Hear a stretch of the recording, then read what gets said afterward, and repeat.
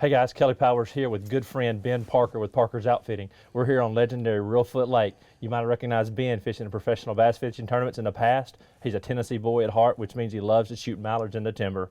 Higdon Outdoors TV begins right now.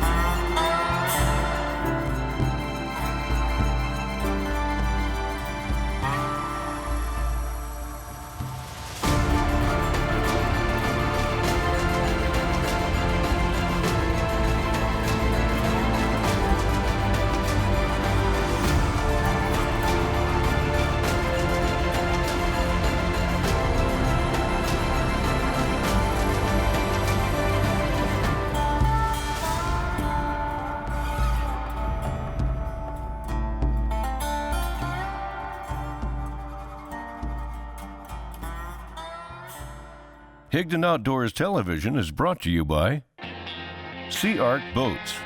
Boats built for a lifetime. HEVI-SHOT, the industry leader in performance shot shell ammunition.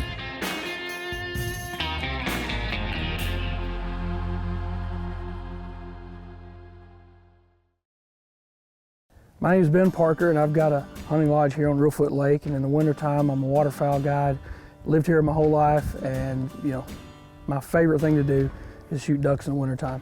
Reelfoot Lake was formed back in 1811, 1812. There was a series of about 30 earthquakes. And one of the first few earthquakes, it was huge. And this area in northwest Tennessee kind of sank a little bit, and the Mississippi River more or less backfilled that area. And a subsequent earthquake that happened in the February portion, because they ran during January and February, kind of sealed up the area. So the lake was huge, and what we have now is about 16,000 acres of public land that's awesome waterfowl hunting. There's a lot of eagles here. We do eagle tours sometimes in February. You'll see people all up and down the shorelines at Reelfoot Lake, and if you want to get in contact with someone that'll take you out on the lake and show you, put you on an eagle tour, we can do that as well. But we see eagles, and what's so funny is that every day I'm in my duck blind, the same eagle comes by at the same time, and he lands in the same tree. And when you see him flying around up in the sun like we saw today, it's really, really special.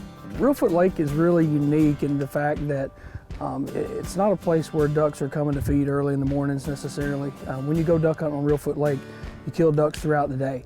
So those ducks may be feeding in some of the refuges and fields around the lake, but during the day, they trickle back across the lake, going from one refuge to the other. And it gives us a great opportunity to go out, have a good meal, maybe 2 meals in the blind, and have a big time in the blind. Whether the ducks fly or not, we're gonna eat good. So anyway, it's a lot of fun, and duck hunting on Reelfoot Lake is my favorite thing to do.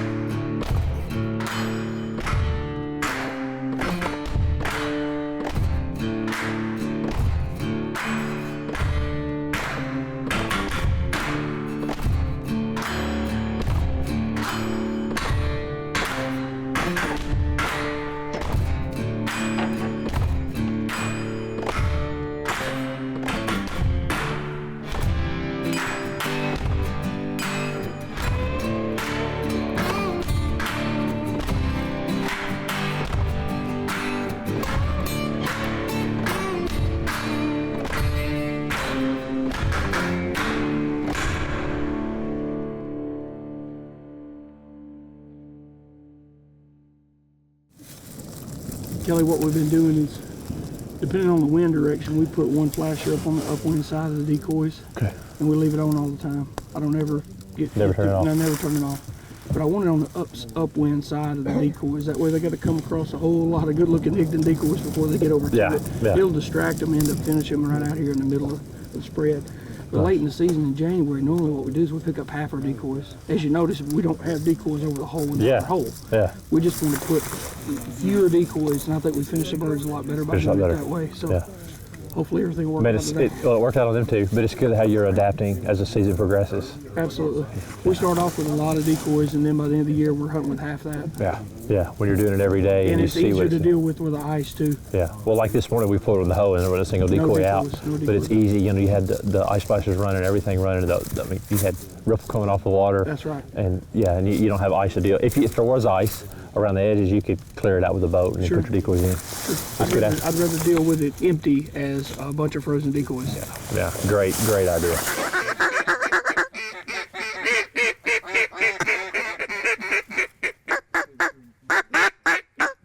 Get ready. Cut him right there. Cut him. Nice. Good shooting, fellas. These boys are shooting. All you gotta say is cut them. What's funny is like every day, the last 3 days for us, it's been just like you said. High ducks, I hit them hard, and they just once they start breaking, and it's just silent. They'll still go over my head, and as soon as they get past this, and they just get to the tails here, and then that's it. You know. And you know, every day's different, but the only other thing about calling out here is if you're calling and a bunch is working and people start shooting, you better just try to drown out the shots. That's what I did to say. Yeah, you just gotta distract them. Yeah. It happened yesterday. Same situation. Absolutely. I got two where sometimes the other guy's crazy, man. I'll call the shot, and I'll call the shot and I'll keep calling, and then they'll say, well, sometimes they'll stutter a little bit. I'm like, no, man, because that pause of quick calling, grab the gun, have the gun shouldered, they could go another 5-10 yards farther, and I just keep calling. Just keep calling. So when all your hunters are gun barrels on them, then they're still coming in. Yep.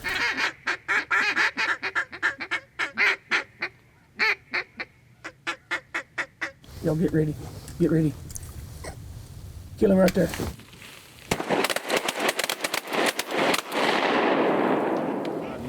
That hen was closer that first time. We usually let them, like, we could have shot the first round. If they come back around and they're not closer, you better shoot them. You think don't move.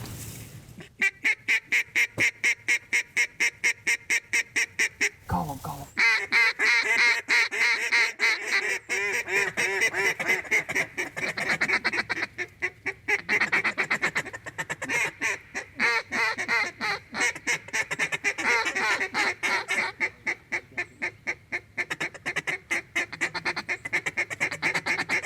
Kill him.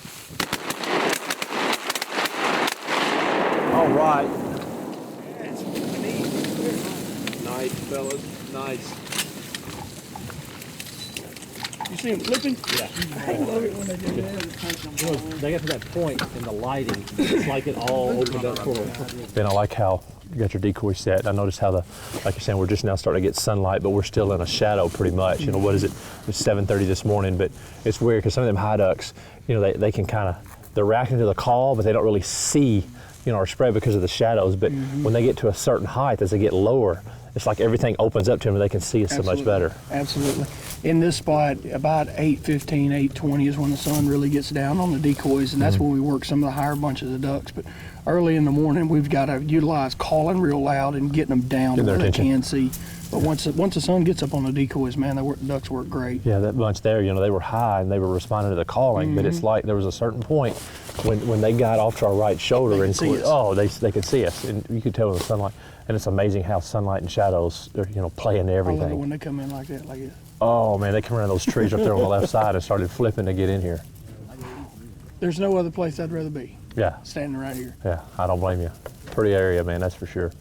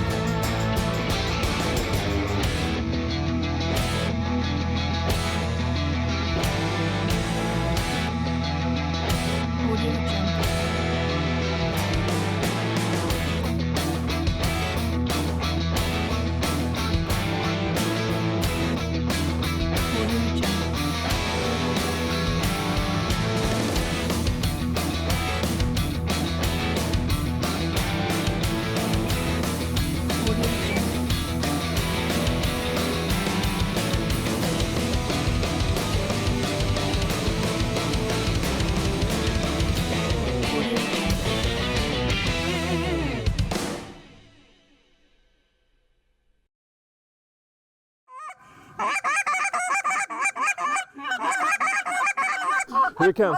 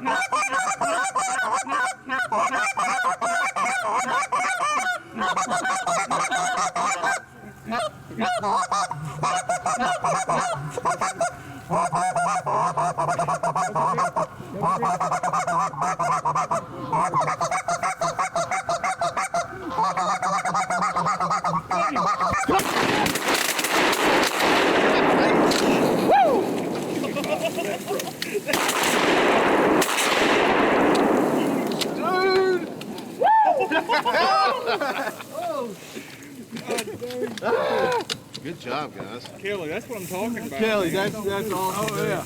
That's awesome, dude. That's They like geese in the timber. That was awesome. That was awesome. Oh my God. We don't even have a Canada called out. You just bring Kelly Powers with you, and that's what happens.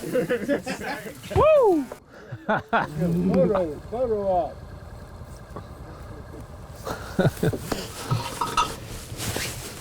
Let's follow Kelly wherever you go. I guess it's kind of embarrassing, maybe. I don't know. No, do it again. You gonna come tomorrow? Yeah.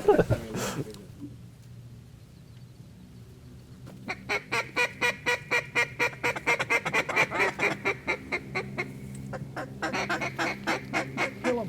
Kill him.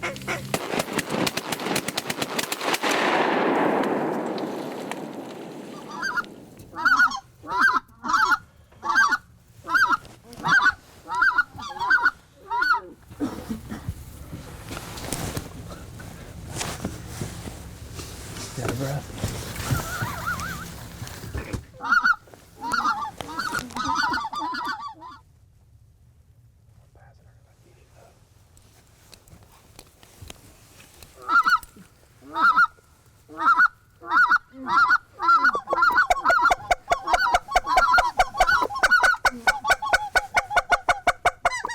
Cut him.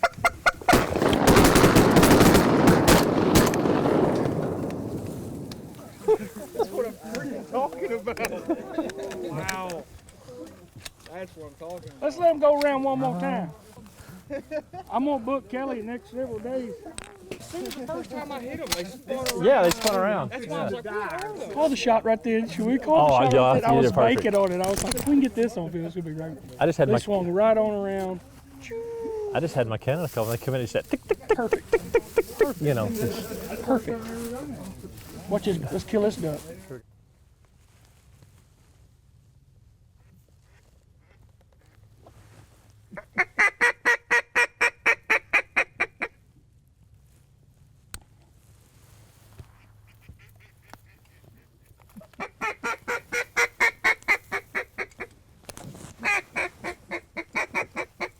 Cut him. Cut him.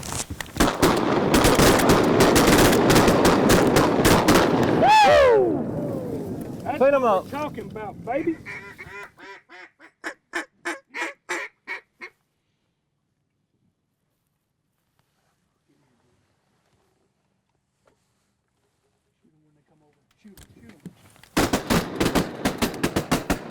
Heads up, heads up.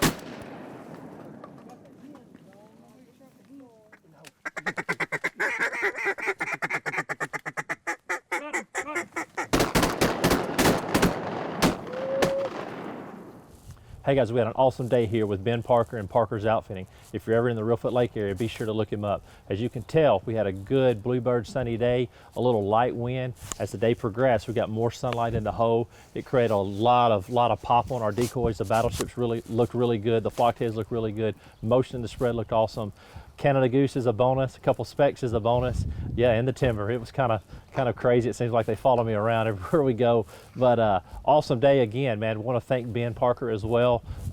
Great hospitality. The food was awesome. And if you're ever in the area, be sure to check him out. And thank you again for watching Higdon Outdoors TV, and we'll catch you again next time.